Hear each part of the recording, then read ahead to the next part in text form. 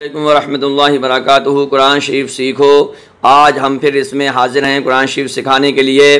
प्यारे आका सल्लल्लाहु तआला अलैहि वसल्लम का आज यौम मिलाद है। आपको बहुत बहुत बधाई हो, बहुत बहुत मुबारकबाद प्यारे आका सल्लल्लाहु अलैहि वसल्लम के विलादत के दिन, क्योंकि हमारे प्यारे आका सल्लल्लाहु अलैहि वसल्लम पीर शरीफ को पैदा हुए और आप हर पीर को रोज़ा रखकर अपना जन्मदिन मनाते थे। जी, हुजूर अकरम सल्लल्लाहु अलैहि वसल्लम हर पीर को रोज़ा रखकर अपना जन्मदिन मनाते थे।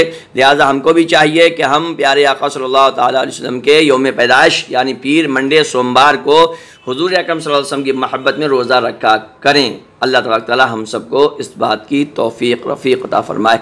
चलिए शुरू करते हैं। यह है हमारा आज का 13वां सबक। इससे पहले हम 12 सबक और भी पढ़ा चुके हैं और वो भी नेट पर हमारे चैनल माई इमाम पर हैं। आप उनको देखिए, माशाअल्लाह लोग देख रहे हैं, तारीफ़ कर रहे हैं, बहुत बहुत हमें सराह रहे हैं। इससे हमारी हिम्मत बढ़ रही है, हम मोटिवेट हो रहे हैं, हमारा उत्साह ऊंचा हो रहा है।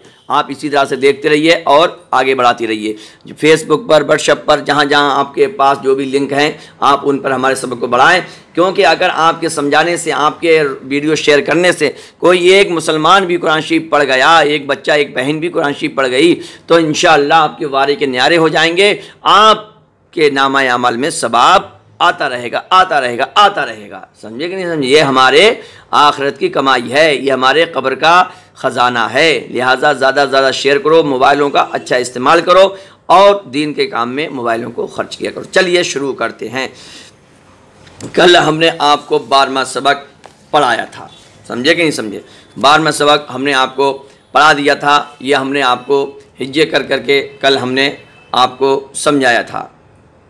कल बहुत अच्छी तरह से आपको समझा दिया गया था। आज हम चलते हैं और आगे को बढ़ते हैं। आज हम हुरूफ़ मद्दा के ताल्लुक़ से तज़किरा करेंगे, समझे कि नहीं समझे? और आपको बताएंगे कि साकिन क्या होता है, सुकून क्या होता है। तो आपने ज़ेर ज़बर पेश के ताल्लुक़ से पढ़ लिया है कि ज़ेर ज़बर और पेश क्या चीज़ होते हैं, आपने इसको अच्छी तरह से समझा हुआ है। आज हम आपको मद के बारे में बताएंगे। तो मद 3 तरह के होते हैं। कितने मद होते हैं? 3 तरह के होते हैं। हुरूफ़ मद्दा जो हैं वो 3 हैं, अलिफ, वाव, या। आप परेशान ना हो, हम बिल्कुल आपको इतना आसानी समझाएंगे कि मज़ा आ जाएगा आपको।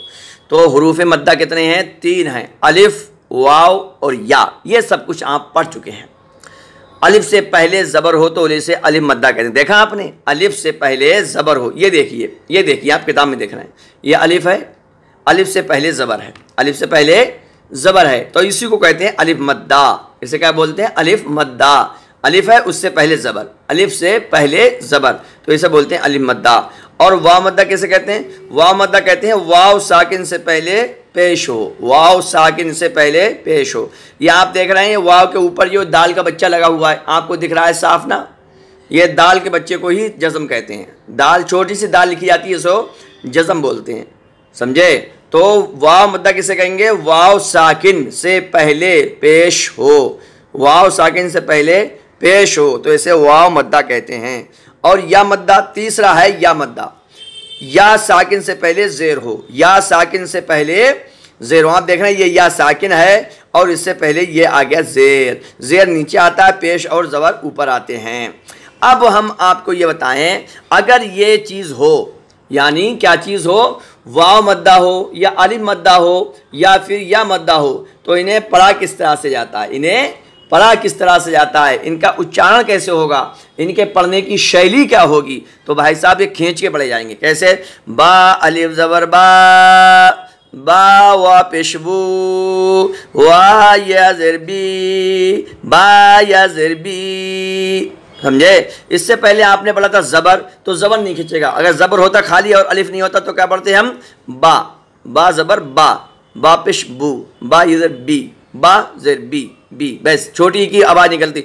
अब निकलेगी बड़ी की आवाज़, इसमें निकलेगी बा, बा अलिफ ज़र बा। तो आप समझ लें अच्छी तरह से।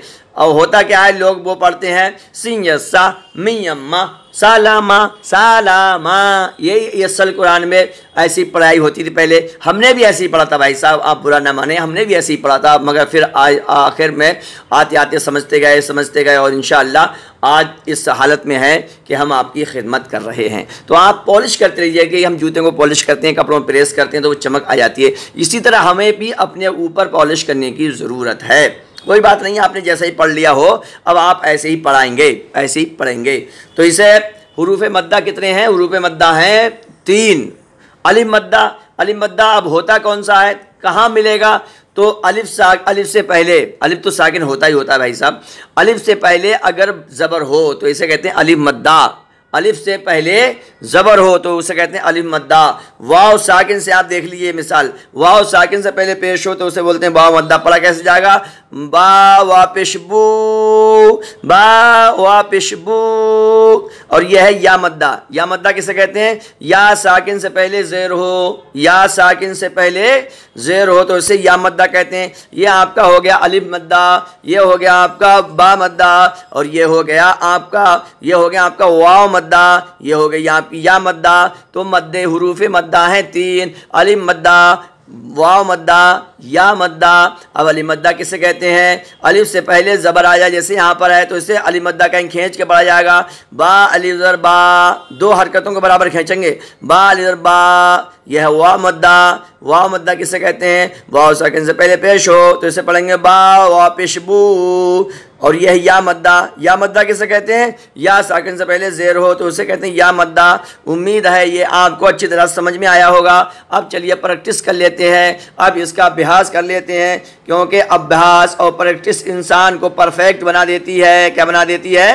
پرفیکٹ بنا دیتی ہے. پریکٹس انسان کو پرفیکٹ بنا دیتی ہے. پریکٹس کرتے رہو، خوب پڑھتے رہو، خوب پڑھتے رہو. چلیے چلتے ہیں پریکٹس کی طرف. تا الف تا، تو اس میں الف مدہ ہے. آپ یاد اچھی طرح سے یاد کریں، آگے کو ہم پوچھیں گے کہ اگر یہ آئے گا تو ہم آپ سے پوچھیں گے. یہ آپ اچھی طرح سے پہچان کر لیں ان تینوں کی. الف مدہ کیسے کہتے ہیں؟ پھر سے ہم بتا دیتے ہیں. الف سے پہلے زبر ہو. واو مدہ کیسے کہتے ہیں؟ واو ساکن سے پہلے پیش ہو. یا مدہ کیسے کہتے ہیں؟ یا ساکن سے پہلے زیر ہو. اب پڑھیے تا الف تا، تا واپس تو، تا یدرتی. اب ہم سے پوچھیں گے ہم آپ سے کہ یہاں پر کیا ہے تو آپ بتا دیں گے الف مدہ ہے. ہم پوچھیں گے یہ واو کون سا ہے تو آپ بتا دیں گے واو مدہ ہے. ہم پوچھیں گے یا کون سی ہے تو آپ بتائیں گے یا مدہ ہے. اب آگے چلیے. سا الف سا، سا واپس تو، سا یدرسی. جیم الف جا، جیم واپس جو، جیم یدر جی. حا یدر حا، حا واپس حو، حا یدر حی. خا یدر خا، خا واپس خو. یہ خا پہ بلو کلر کیوں ہے؟ سمجھ گئے ہوں گے کہ یہ حروف مستعلیہ ہے، منہ بھر کے پڑھا جائے گا. خا الف خا، خا واپس خو، خا یدر خی. دال الف دا، دال واپس دو، دال یدر دی. زال الف دا، زال واپس دو، زال یدر زی. را الف را، را واپس رو، را یدر ری. زال یزا، زا واپس زو، زا یدر زی. سین الیسا، سین واپس سو، سین یدر سی. شین الف شا، شین الف شا، شین واپس شو، شین یدر شی. چمک رہے ہیں آپ کو؟ سواد علیہ سواد، دیکھو اس میں بھی بلو کلر آ گیا، یہ بھی حروف مستعلیہ ہے. سواد علیہ سواد، سواد واپس سو، سواد علیہ سوی. ضاد علیہ ضاد. یہ کہاں سے نکلتا ہے؟ زبان کی کربٹ اوپر کی داڑھوں کی جڑ سے لگ کر. ضاد علیہ ضاد، ضاد واپس قو، ضاد علیہ قی، طا علیہ طا، طا واپس قو، طا علیہ قی. ضاد علیہ ضا، ضاد واپس ضو، ضاد علیہ ضا، ضاد واپس ضو، ضاد علیہ ضی. عین علی زبر قا، عین واپس عو، عین یزر عی. غوین، غوین یہ بھی حروف مستعلیہ ہے. غوین علی غوا، غوین واپس غو، غوین یزر غی. فا فا، فا کہاں سے نکلتا ہے؟ اوپر کے دانت نیچے کے ہونٹ سے لگ کر. فا، پھا مت کر دیو، دونوں ہونٹ چپکا دیو کہیں.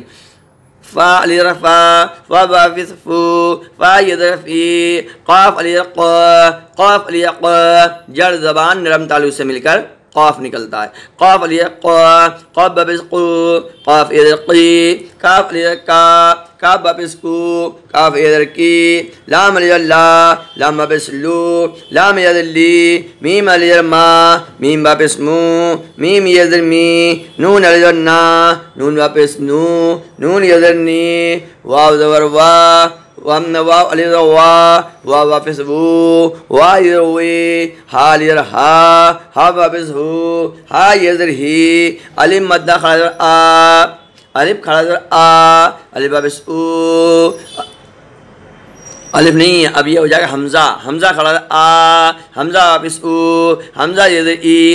الف کے اوپر ہم نے آپ کو بار بار بتایا ہے جب زیر زبر پیش یا کھڑا لیٹا کچھ بھی آ جائے تو وہ حمزہ بن جاتا ہے، یعنی الف کے اوپر کچھ بھی آ جائے گا تو وہ حمزہ بن جائے گا، پھر وہ الف نہیں رہے گا، نام اس کا چینج ہو جائے گا۔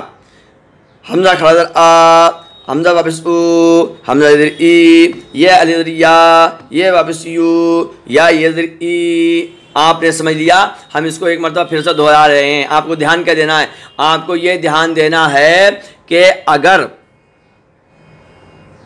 آپ کے ساتھ جب بھی با پر یعنی الف سے پہلے زبر آ جائے یا واو ساکن سے پہلے پیش آ جائے یا ساکن سے پہلے زیر آ جائے تو یہ آپ کو کھینچ کے پڑھنا ہے۔ تو آپ کا یہ آج کا سبق کا خلاصہ یہ ہے کہ حروف مدہ کتنے ہیں؟ حروف مدہ ہیں، چمک رہے ہیں؟ ارے یہ تو انگلی چمک رہی ہیں، 3 حروف مدہ ہیں، 3 کتنے؟ 3 حروف مدہ ہیں۔ ایک فرسٹ ہے الف مدہ، الف مدہ کسے کہتے ہیں؟ الف سے پہلے زبر آ جائے، سمجھے؟ اور دوسرا ہے واو مدہ، واو مدہ، واو مدہ کیسے کہتے ہیں؟ واو ساکن سے پہلے پیش آ جائے۔ اور تیسرا ہے یا مدہ، یا مدہ کیسے کہتے ہیں؟ یا ساکن سے پہلے زیر آ جائے۔ ان کو کھینچ کے پڑھیں گے 2، جیسے با علی با، با واپس بو، اور با یادر بی۔ آپ اس کو آگے سے زیادہ شیئر کریں۔